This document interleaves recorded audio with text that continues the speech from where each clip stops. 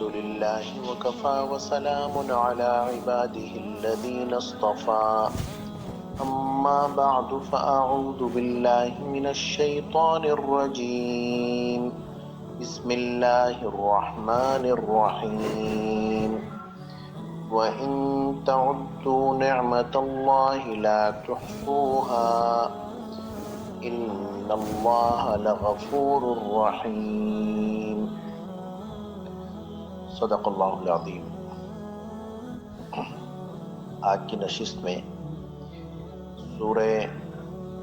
نحل کی یہ جو آیت ابھی تلاوت کی گئی، آیت نمبر 18 غالباً 17 یا 18، اس میں اللہ تبارک و تعالیٰ نے جمع صیغہ کے ساتھ اپنی نعمتوں کا ذکر فرمایا اور پھر یہ کہا لا تحصوہا، ہا کی ضمیر نعمت کی طرف لوٹ رہی ہے، یعنی تم اگر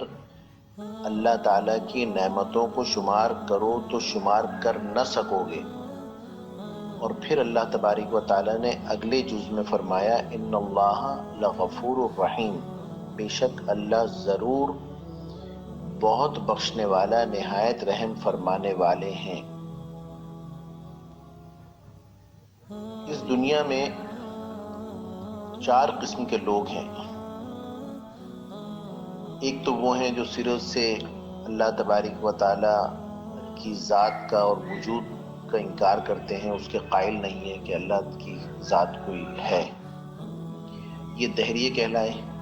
اور بعض مشرکین ہیں جو اللہ کے وجود کو تو مانتے ہیں، یعنی اس بات کے قائل ہیں کہ اس کائنات کا ایک خالق ہے، ایک مالک ہے، ایک اللہ ہے، لیکن انہوں نے اور بہت ساری چیزوں کو اللہ تعالیٰ کا شریک قرار دے رکھا ہے، یعنی اللہ بھی ہیں اور یہ بھی ہیں، اور یہ زمانے جاہلیت سے بلکہ آدم علیہ السلام کے دور سے ہی یہ چلا آ رہا ہے کہ 2 طبقات بنے۔ اور تیسرا طبقہ گناہگار مسلمانوں کا ہے جنہیں شیطان نے اغوا کر لیا اور جو نفسانی لغزشوں کی وجہ سے اللہ تعالیٰ کے احکام کی خلاف ورزی کرتے ہیں۔ اور چوتھا جو طبقہ ہے وہ ہے اطاعت شعار مسلمانوں کا، یعنی یہ بندے اللہ تبارک و تعالیٰ کی طرف رجوع رکھتے ہیں، اور اگر کبھی کوئی بشری تقاضے سے گناہ ہو جائے تو فوراً رجوع اللہ کرتے ہیں۔ بس یہ رجوع اللہ ہی اللہ تبارک و تعالیٰ کو محبوب ہے اور یہی درکار ہے۔ اس کی دلیل یہ ہے اسی آیت کے جو اگلے جز میں ہے ان اللہ لغفور الرحیم،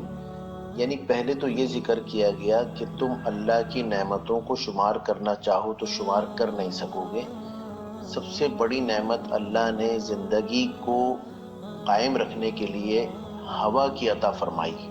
کہ سانس ہے تو زندگی ہے، اور یہ سانس ایسا نہیں ہے کہ یہ صرف مسلمان لیں گے، اطاعت شعار لیں گے، اللہ کے برگزیدہ اور دوست اولیاء اتقیاء ہی لیں گے، بلکہ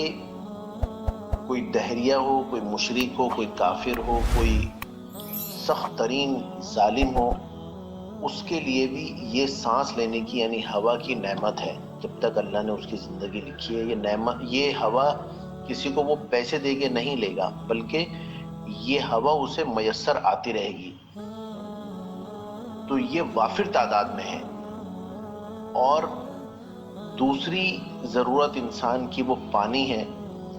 یہ اس سے کم وافر تعداد میں ہے۔ اس سے کم کا میں نے ذکر اس لیے کیا کہ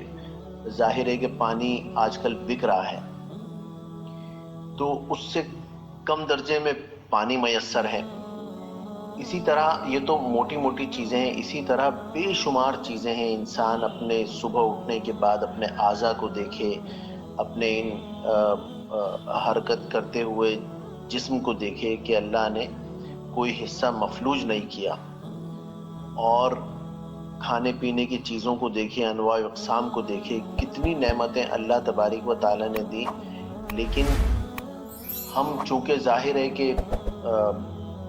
کم درجے کے مسلمان ہیں، عام الا ماشاء اللہ، استثناء ایگزمپشن ہے، یقیناً اللہ کے برگزیدہ بندے جو ہیں وہ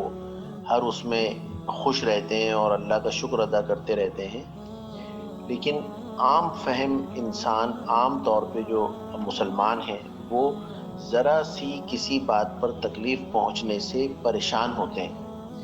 انہیں اس وقت یہ چاہیے کہ وہ استحضار کریں، دل میں یہ خیال کریں کہ اللہ تعالیٰ نے اپنی غیر متناہی نعمتوں کو ہم پر جاری فرمایا ہے، یعنی اتنی نعمتیں ہیں کہ اسے گنتا رہے کہ ماں باپ، اولاد، بہن بھائی اور استعمال کی چیزیں اور سواریاں اور بہترین گھر رہنے کے لیے اور کھانے پینے کی انواع اقسام کی چیزیں، اور پھر اللہ کھلا پلا بھی رہے ہیں، یعنی کوئی ایسی بیماری خدا نہ خواستہ اللہ نے نہیں رکھی جس کی وجہ سے کھانے پینے سے دور ہو۔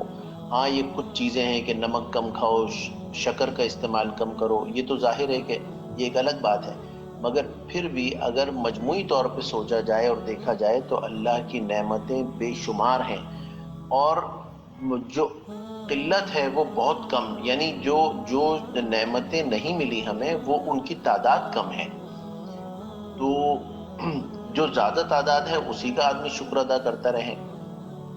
اور پھر فوراً اللہ نے اپنی رحمت کا اور مغفرت کا ذکر فرمایا اس آیت کے جز میں۔ اس سے یہ بات پتہ چلتی ہے کہ اگر کوئی دہریہ ہے، کوئی مشرک ہے، کوئی کافر ہے، کوئی منافق ہے، بہت گنہگار ہے، وہ بھی موت سے پہلے اگر اللہ کی طرف رجوع کر لے، ایمان لے آئے، تو اس کا مطلب ہے اللہ تبارک و تعالی کہ یہ نعمت بھی اس کو مل گئی، تو اللہ غفور الرحیم ہے، تو نا امید اور مایوس نہ ہو۔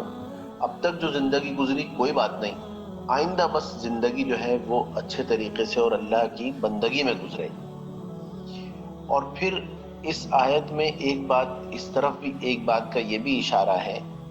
کہ جس طرح تم نعمتوں کا شکر ادا نہیں کر سکتے، اتنی لامتناہی نعمتیں ہیں، تو پھر تم کیا کرو؟ تم توبہ استغفار کرو۔ یعنی پہلی بات تو یہ کہ اتنی نعمتیں ہیں تو تمہیں چاہیے کہ اتنا ہی شکر بھی ہو، اتنا ہی ذکر بھی ہو، یہ سب کچھ اتنا ہو جتنی نعمتیں تمہیں صبح شام اللہ دے رہے ہیں، اتنا ہی ذکر اور اللہ کا ذکر اور اتنا ہی اس کا شکر ادا ہو۔ اور اگر یہ تم نہ کر سکو اور کوئی نہیں کر سکتا یہ شکر، تو پھر اللہ غفور الرحیم ہے، پھر اس سے اس شکر نہ کرنے کی معافی مانگو کہ اے اللہ، جو آپ نے مجھے عطا کیا میں وہ نہیں کر پا رہا ہوں، میں اس طرح شکر ادا نہیں کر سک رہا ہوں، تو آپ مجھے معاف فرما دیجئے، اس شکر ادا نہ کرنے پر آپ مجھے معاف فرما دیجئے۔ دیکھیں، اس وقت جو ایمان ہمیں حاصل ہے، یہ اللہ کی کتنی بڑی دولت اور نعمت ہے، یہ بارہا میں عرض کر چکا ہوں۔ ہمیں یہ دعا بھی مانگنی چاہیے کہ یا اللہ ایمان مطلوب عطا فرما دیجئے۔ ایمان موجود تو اپنی جگہ ہے،